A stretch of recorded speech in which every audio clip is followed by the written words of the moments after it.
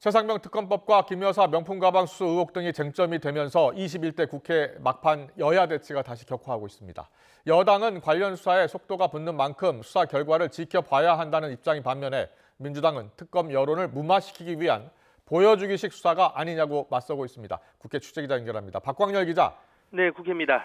네, 이번 달 말 21대 국회가 마무리되는데요. 막판까지 여야 대치 전선이 풀릴 기미를 보이지 않고 있는 거죠?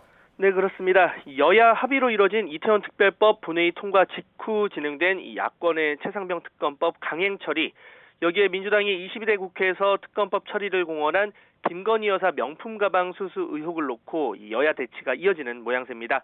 이 공수처와 검찰이 본격 수사에 가속 페달을 밟는 상황과 관련해서도 이 시각차가 큰 상황인데요. 더불어민주당 박찬대 원내대표는 오늘 라디오 인터뷰에서 이 특검 여론 무마 의도로 보인다며 압박의 고삐를 늦추지 않았습니다. 이 검찰이 국민 요구에 부응하려는 것인지 일부 기대감이 있다면서도 이 수사 의지가 있었다면 진작 이뤄졌어야 한다고 특검 거부를 위한 명분 쌓기가 아니냐는 의심의 눈초리를 거두지 않았습니다. 반면 국민의힘은 선수사 후 특검이라는 기존 입장을 고수하면서 동시에 민주당 특검 강행에 정치적 의도가 있다는 점을 부각했습니다. 윤 대통령의 거부권 행사를 유도해 불통 이미지를 쌓겠다는 정략적 의도가 있을 수 있다며 수사 결과를 보지 않고 특검법부터 통과시키는 건 맞지 않는다고 비판했습니다. 네, 22대 국회를 이끌 여야 지도부 구성도 속도를 내고 있다고요? 네, 22대 국회 여소야대 전국을 이끌 국민의힘의 첫 원내대표 선거는 3파전으로 확정됐습니다. 먼저 출사표를 던진 수도권 3선 송석준 의원에 이어 충북 4선 이종배, 대구 달성 3선 추경호 의원이 후보 등록을 마쳤습니다. 모두 관료 출신으로 상대적으로 개파색이 옅다는 평가를 받고 있는데요.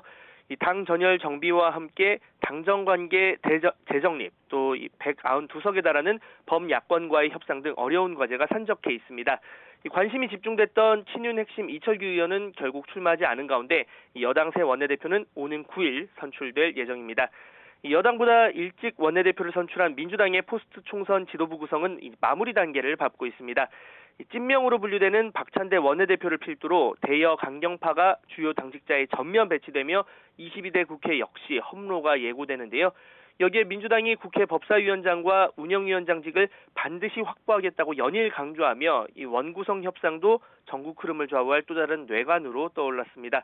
이 법사위는 다른 상임위에서 의결된 법안을 사실상 재심사하는 역할을 하고 운영위는 대통령실 관련한 주요 현안을 담당합니다. 입법 강행과 대여 공세란 두 마리 토끼를 모두 놓지 않겠다는 취지로 해석됩니다.